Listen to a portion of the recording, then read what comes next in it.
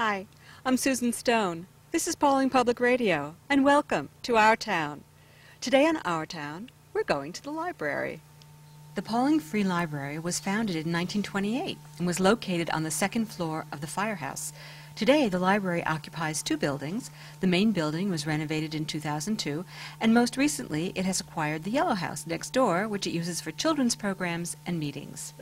Our tour guide today is the director, Bob Riley. You are the director of the library. Yes. But I have a funny feeling that this section, which is the historical archive section, is probably your favorite place to be. It really is. I'm also town historian, and it's actually kind of a funny story how that came to be.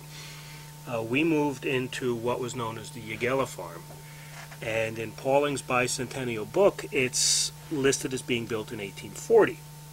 Back part of our house has hand-hewn beams, square, hand-wrought nails, lots of wooden pegs.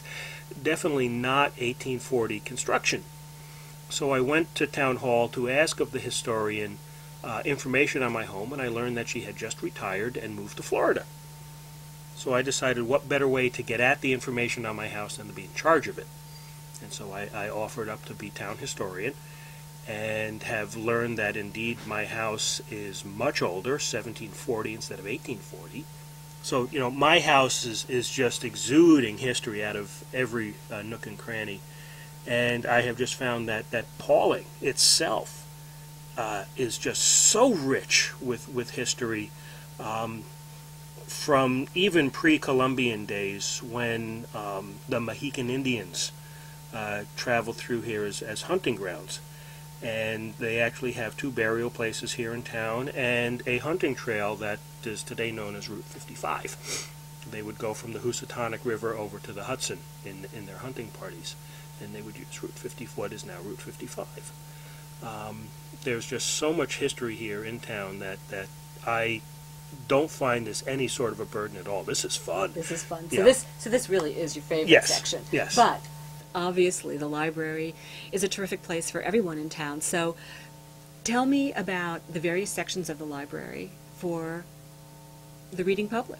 Well, we have a great fiction area. It's under the arches, and I pride myself in regularly going to the New York Times bestseller list and ordering up current bestsellers. And just opposite, this is our large print collection, which we are also expanding greatly. I've taken on a program with Thorndike Large Print Press where they will automatically send us fiction, nonfiction, and biographies every month. What's large print?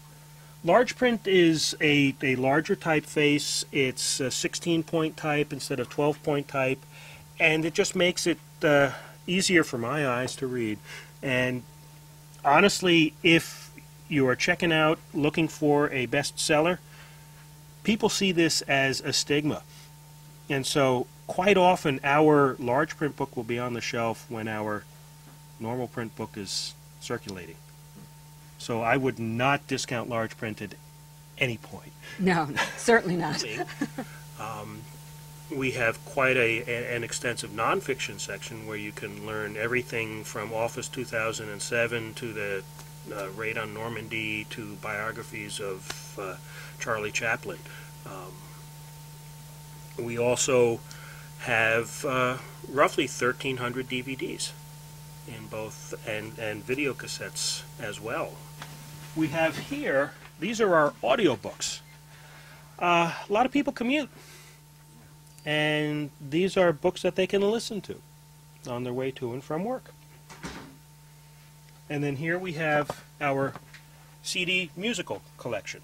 We have the adults up top and the children down low. And then down here are Then we the come movies? back here are movies. Wow, this is a And big section. The CDs will be recatalogued when I'm done working in here. I was cataloging some juvenile books. The breakup used to be adult on this side and juvenile on this side. And I put Harry Potter and the Order of the Phoenix next to Hello Kitty. As a parent, I didn't like that. I know that I would allow my 3-year-old, if when she was 3 to watch Hello Kitty, but not so much Harry Potter and the Order of the Phoenix. So I decided to recatalog all of our DVDs based on their movie rating. So we have the G-rated movies down low.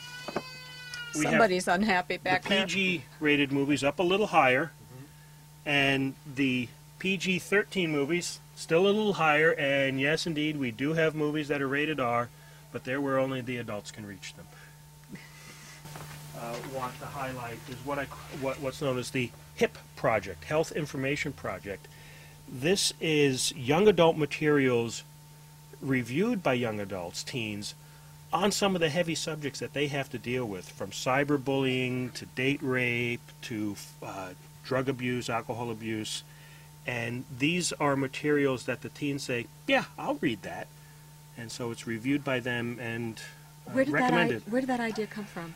From the New York State Office of Alcoholism and OCL, that's some big acronym.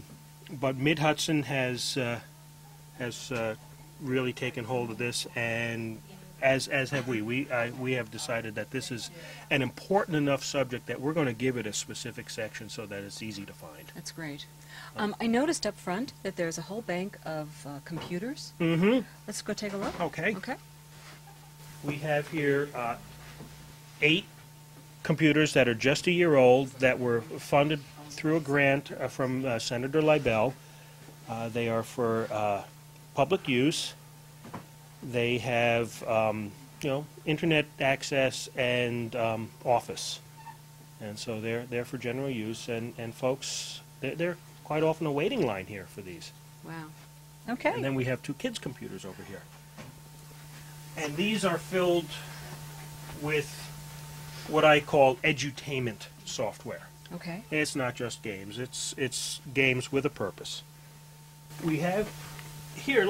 I'll do this in a strangely organized fashion for me. We have actually 3 sections again in just this area. We have here what are called easy readers. These are books that your child is to read to you. They are also leveled. We have this sheet here that's telling you what the different levels are and the corresponding decals on the books so that you can match the book level with your child's reading level. For instance, my daughter Morgan is a JK, and we take out JK books, and so that she can read them, and sometimes we'll push a little bit, go to an L. And so these are the books that are intended for the child to read to the parent. Then we start here with the easy books, and these are really picture books. These are the books that the parents are intended to read to the child, which is equally as important. I still read to my 4th grader. We go over here to the board books, which are really for our youngest readers, and they are made of cardboard because sometimes they get chewed. And of course our magazines and newspapers. And all you need is a library card. All you need is a library card, yes. And to get the you library You card, just have to be a Pawling resident. no, you have to show a local address of some kind. It could be your driver's license, it could be a phone bill, and be able to sign your name. And so we have some very young children who have their very own library card. Wow. That's great. We are quite literally in our programs cradle to grave. We have programs from birth to 12 months old. We have programs on elder care, financial planning, new age, hard sciences. We had a program on geothermal heating, which I was very interested in and became the guinea pig for. And we try to just go the whole spectrum in our programs. We do focus quite a bit on early literacy. Our story times include entertainment and literacy education. We try to build a love of learning. In fact, that's really what we try to do here across the board, is grow a love of learning at the library, be that reading, internet, movies.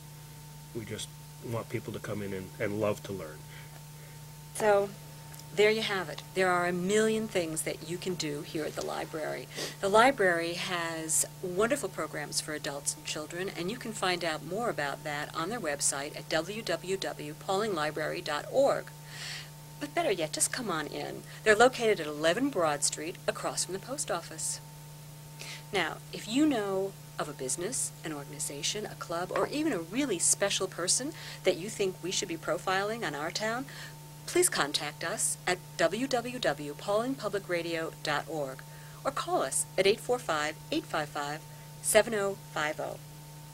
Thanks.